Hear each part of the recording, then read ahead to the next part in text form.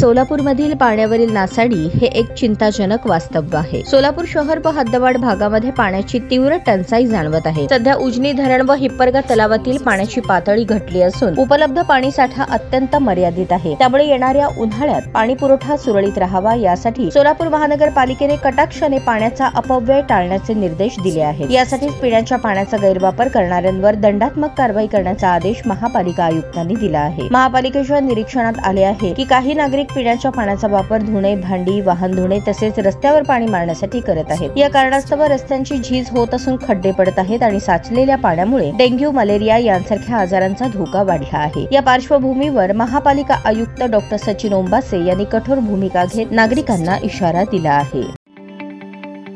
ताज्या बातम्या पाहण्यासाठी प्राईम महाराष्ट्र न्यूज चॅनलला सबस्क्राईब करा।